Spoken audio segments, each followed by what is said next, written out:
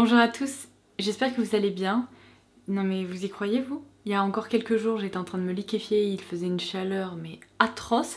Et là j'ai ressorti un petit pull parce qu'il pleut mais à torrent depuis ce matin. Et en m'habillant je me serais presque cru en automne.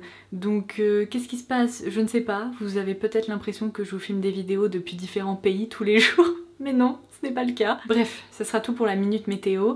Aujourd'hui, je vous retrouve pour une vidéo qui devrait vous plaire. J'ai sélectionné 5 nouveautés du moment.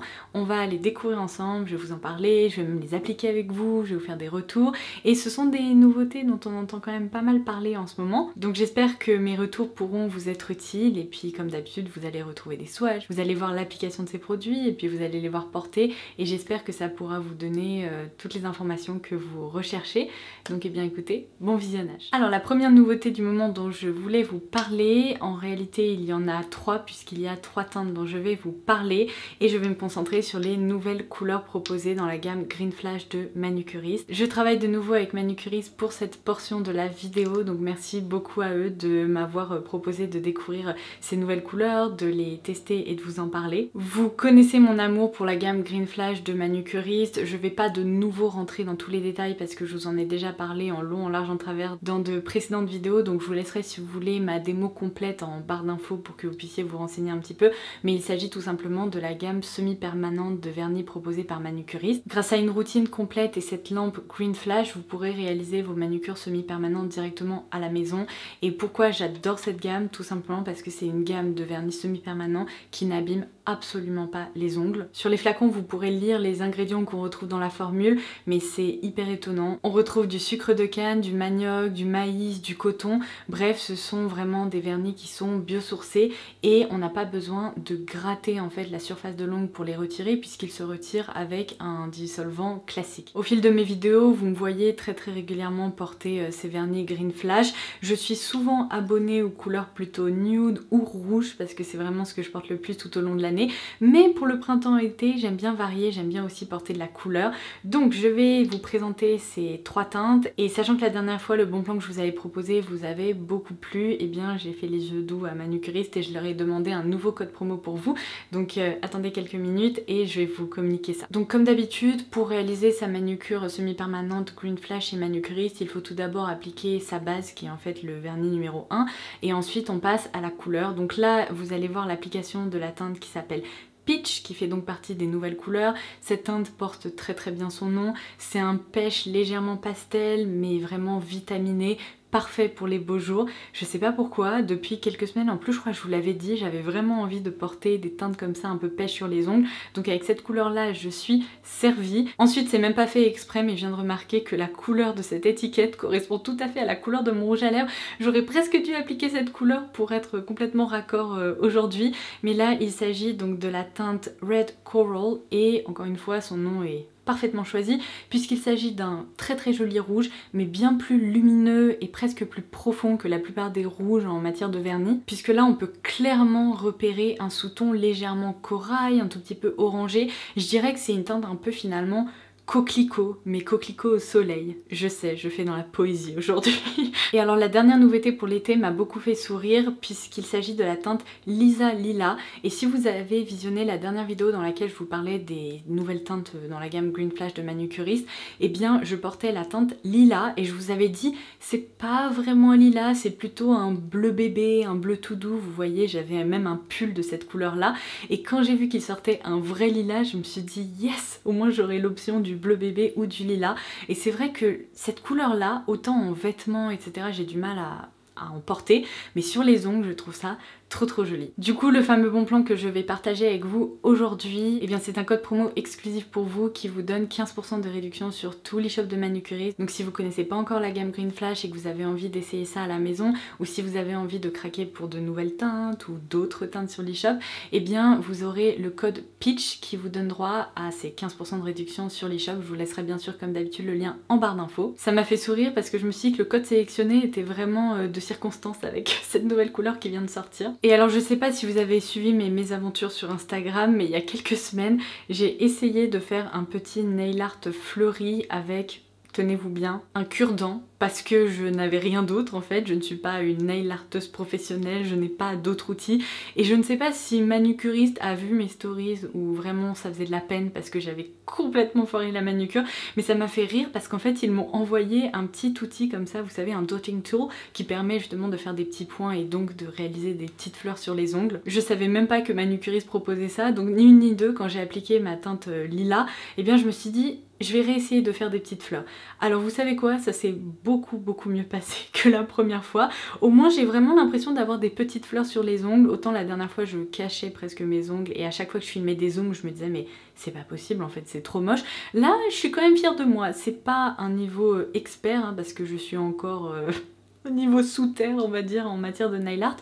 Mais je m'en suis pas si mal sortie et je dois dire que finalement avoir un petit outil adapté c'est idéal. Du coup je clôture ce chapitre en ce qui concerne cette première nouveauté du moment dont je voulais vous parler et on va tout de suite passer à l'application des autres produits que je porte et qui sont donc d'autres nouveautés dans d'autres catégories. Alors je vais commencer par un fard Bobbi Brown sur lequel j'ai craqué récemment. Pour tout vous dire ça faisait vraiment un moment que j'avais pas acheté de produits Bobbi Brown et quand j'ai découvert ces nouveaux petits fards dans la gamme Luxe Eyeshadow donc chez Bobbi, mon petit cœur n'a pas résisté puisque c'est je pense ma gamme de fards paupières préférée chez Bobbi.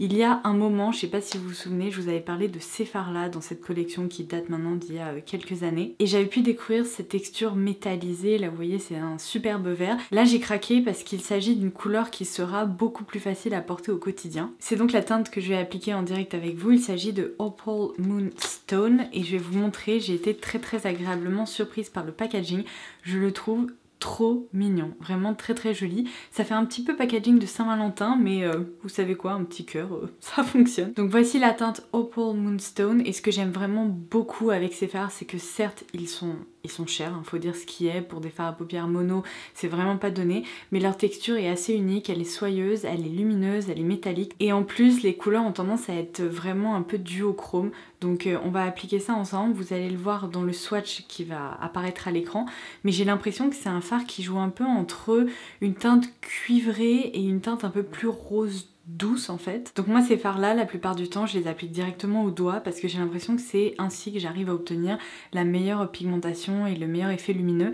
Et là comme vous pouvez le voir, sachant qu'il s'agit d'une teinte évidemment qui n'est pas vraiment colorée comme la teinte verte que je viens de vous montrer, je réussirai sûrement à avoir un effet un peu plus mouillé sur la paupière et quand il fait beau je trouve que cet effet un peu glass skin c'est vraiment sublime sur les paupières. Enfin qu'est-ce que je vous raconte, c'est sublime toute l'année mais je me suis dit que pour cette saison ça pourrait être sympa. Alors je vous confirme, il s'agit vraiment d'une base un peu cuivrée avec des reflets roses mais je vois également un tout petit fond un peu doré. Très léger mais il est présent. Je sais que les fards à paupières mono sont pas toujours ceux qui sont les plus appréciés mais moi je trouve que avoir une belle option comme ça de fards à paupières mono vers laquelle on peut se tourner le matin pour obtenir un maquillage réussi en quelques coups de doigts ou de pinceau, c'est quand même hyper pratique. Et là vous voyez j'estompe ça au doigt, je vais même pas prendre de pinceau, c'est pas nécessaire. Alors je vais pas vous le cacher, j'aurais presque aimé que cette teinte soit un peu plus claire en fait, qu'il y ait moins de sous-tons orangés et qu'il y ait une base un peu plus claire. Mais ça change aussi un peu, ça donne un côté peut-être un peu plus summer qu'on retrouve moins dans mes fards habituels qui sont juste des fards champagne ou lumineux. Est-ce que je suis subjuguée? Non, je dois vous l'avouer. Je sais pas si je m'attendais à mieux, je sais pas si je m'attendais à plus lumineux, mais j'ai l'impression que les teintes que j'ai testées précédemment, qui étaient donc plus des teintes colorées, eh bien elles étaient presque un peu plus étonnantes que cette couleur-ci. Bon après, c'est une couleur qui reste jolie, mais est-ce qu'elle est si unique que ça vaut le coup de mettre autant de sous dans un fard mono? À vous de décider. J'en suis pas persuadée. Voilà le rendu du maquillage avec un trait de liner et du mascara. Je vous ferai également un zoom pour vous montrer vraiment les reflets de ce fard une fois porté. Il est joli, il n'y a pas à dire, mais encore une fois, pas transcendant. Je passe au produit que j'avais probablement le plus hâte d'appliquer avec vous en direct. Il s'agit du nouveau bronzer crème éclat soleil de chez NARS dans la teinte Laguna. Il n'y a que deux teintes qui sont proposées dans cette gamme de bronzer, donc Laguna et Casino qui sont en fait les deux teintes assez incontournables en matière de bronzer chez NARS. Pour le moment, vous le savez, j'ai pas eu beaucoup de succès avec les bronzers de chez NARS. Je crois que le seul que je tolère à peu près c'est justement la poudre Laguna classique. Vous avez été très nombreuses à me recommander dans la gamme des nouveaux bronzers mat la teinte Valarta je crois. Donc elle est notée sur ma wishlist, j'ai pas encore eu l'occasion de l'acheter ou de me pencher sur son cas. Donc là c'est vraiment plutôt sur cette version là qu'on va se pencher aujourd'hui. Comme vous pouvez l'observer, il s'agit d'un compact comme ceci qui est très joli. Et je ne l'ai encore jamais appliqué sur mon visage, j'ai juste réalisé un swatch pour vous montrer justement sa couleur par le biais d'une petite séquence comme d'habitude. Mais j'ai été très surprise de voir que c'est une texture en fait crémeuse qui est très fine. Vous voyez, c'est pas du tout une texture mousse comme typiquement le Soleil Tan de Chanel qui est un petit peu plus fouetté comme ça. Ça ressemble pas tout à fait non plus je trouve au bronzer Huda parce que les bronzers Huda sont un tout petit peu plus siliconés. Là je dirais qu'on est vraiment sur une texture crème, tout ce qu'il y a de plus classique. Mais voilà, c'est une crème qui peut quand même se travailler, s'estomper et j'imagine, on va voir, que ça laisse un fini un peu poudré parce que j'ai un peu l'impression que c'est le cas. Il y a quand même un petit fond un peu siliconé pour que la texture puisse se travailler mais c'est vraiment pas une texture qui glisse dans tous les sens donc on a un peu le meilleur des deux mondes finalement. Et pour l'appliquer, je vais utiliser le pinceau numéro 53 dans la gamme Pro de Sephora. En parlant de pinceaux, je reçois beaucoup de questions ces derniers temps sous mes vidéos concernant mes pinceaux préférés pour le teint, les yeux, etc. Donc je me suis dit que ces prochaines semaines j'allais travailler sur cette thématique et je vous proposerai une vidéo récap. C'est vrai que j'utilise beaucoup de pinceaux différents mais il y en a certains vraiment que je préfère, qui ont un meilleur rapport qualité-prix et que je peux vraiment vous recommander. Donc merci de m'avoir donné cette idée, je vais me concentrer sur cette thématique et puis je vous proposerai ça un de ces jours. C'est parti. Alors je vais en mettre un peu sur mon pinceau, comme ça. Je vais retirer l'excédent sur le dos de ma main parce que sinon on sait très bien ce que ça peut donner avec les produits crème, ça peut très vite être la catastrophe. Et c'est parti, je vais définir mon visage comme je le ferais avec n'importe quel autre produit crème. Et du coup ce que je fais c'est que je tapote et après j'estompe. Et je vous conseille quand même de vous munir d'un pinceau qui est suffisamment dense pour pouvoir travailler, mes petits cheveux font n'importe quoi, pour pouvoir travailler les matières crème comme ça. Légèrement siliconé, un peu poudré, parce que sinon vous allez avoir du mal à répartir la matière. À propos des bronzers, si vous l'avez loupé, je vous ai proposé une vidéo dédiée à mes bronzers préférés de tous les temps, pour les peaux claires, donc je vous laisserai cette vidéo en barre d'infos et dans le petit à l'écran. Il y a un parfum très agréable, un peu de crème solaire, ça sent un peu le monoï. Alors vous voyez, même en estompant un peu la matière ici sur le dos de ma main, j'ai vraiment l'impression d'avoir prélevé un tout petit peu trop de matière de ce côté. De ce côté, le rendu est un petit peu plus joli, vous voyez, ça s'est un petit peu plus facilement dégradé. Pourquoi? C'est tout simplement lié au fait que cette teinte de bronzer est un tout petit peu trop foncée pour moi. Du coup, si comme moi vous avez la peau très claire, bon c'est vrai que la teinte Laguna c'est pas la teinte parfaite idéale, mais en tout cas c'est une jolie texture qui se travaille bien, qui ne fait pas de patch et qui se diffuse sur le visage. Donc je pense qu'en continuant de m'en servir, je ferai attention à en prélever vraiment très peu et à construire la matière. Après vous voyez, ça a quand même bien défini mon visage, ça a un peu réchauffé mon teint. Et ça c'est plutôt très chouette. Et puis ce que je vous dis toujours avec les produits crème comme ça, c'est qu'on peut facilement rattraper des petites erreurs en tapotant son pinceau à fond de teint comme ceci pour, vous voyez, diminuer un petit peu l'intensité peut-être de la pigmentation ou pour mieux répartir le produit. Franchement, les crèmes de ce côté-là, c'est vraiment hyper facile. Alors on parle pas de grosses erreurs, mais vous voyez là, calmer un petit peu le jeu avec son pinceau fond de teint, hop, en quelques tapotements, c'est franchement la solution idéale. Du coup ça c'est une très jolie nouveauté et je suis assez curieuse de continuer à la tester pour peut-être la comparer un peu plus tard à mes autres bronzer crème, je vous ferai un retour là-dessus. Mais c'est plutôt chouette de voir que les derniers produits NARS crème sont très réussis tout en sachant que les Air Matte Blush n'ont rien à voir en termes de texture. Là c'est une vraie crème au fini poudré. Je passe au blush que je vais tester avec vous aujourd'hui. Il s'agit d'une nouveauté de la marque Sephora Collection, puisqu'on parle de texture poudre, et bien là on y est. Sephora Collection a lancé des nouveaux blushs comme ça dans sa gamme Colorful Matte. Et là j'ai la teinte Love in the Tropics qui est la teinte 44.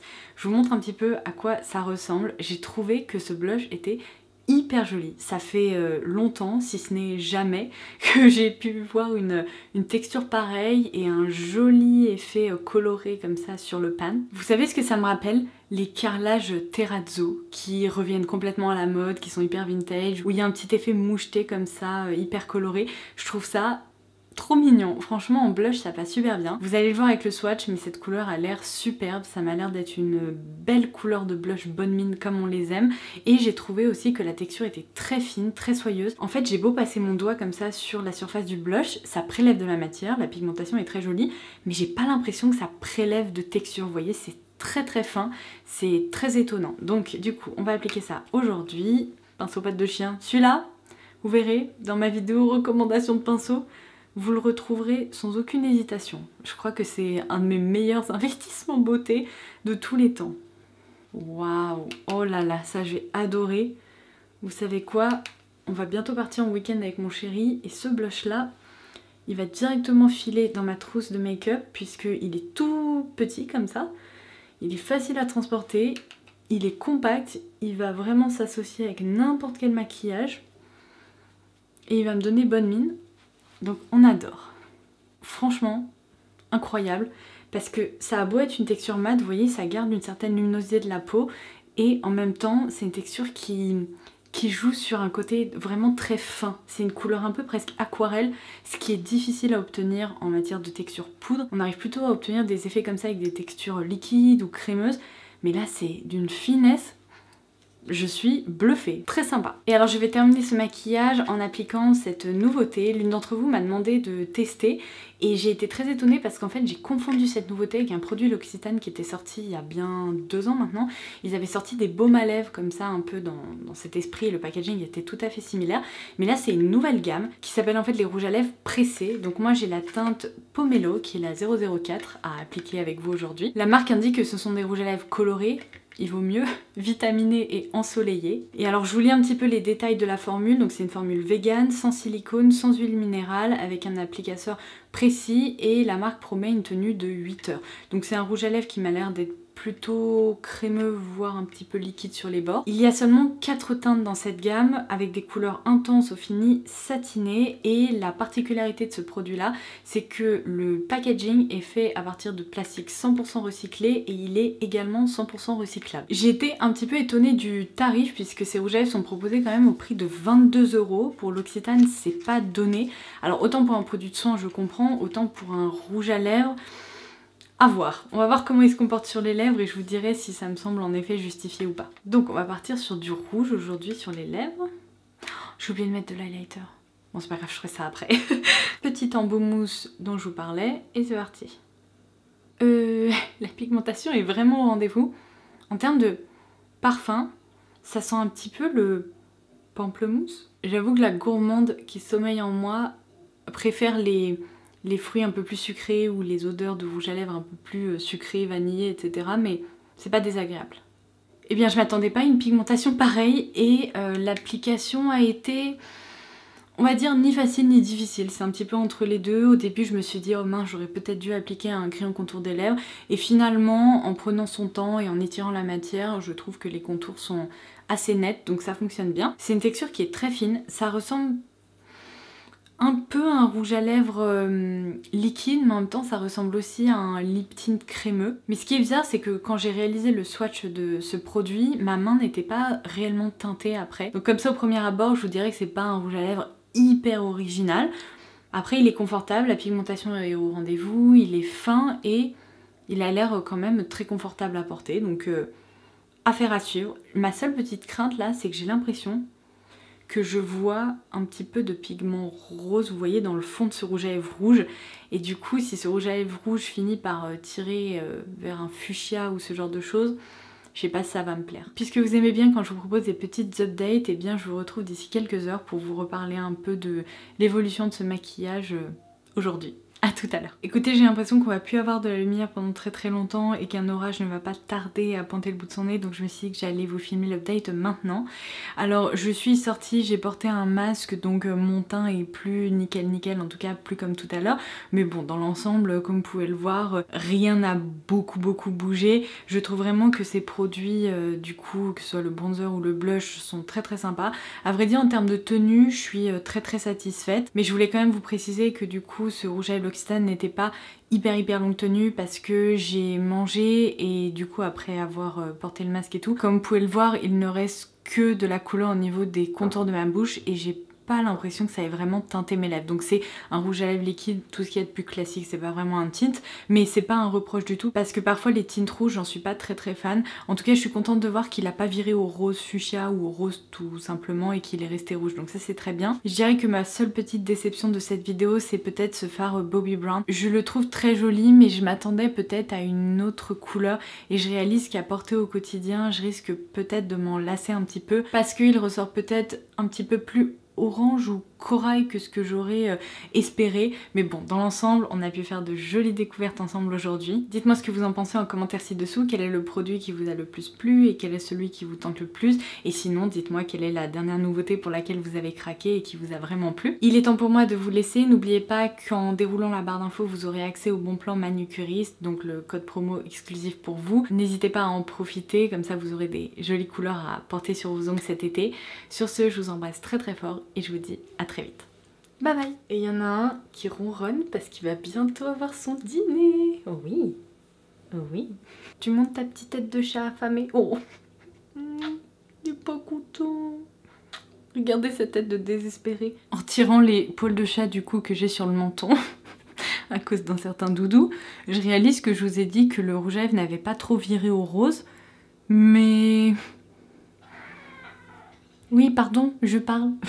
Mais c'est franchement discutable, non? Là, franchement, en regardant dans le miroir, j'ai quand même l'impression que ça a un petit peu viré au rose.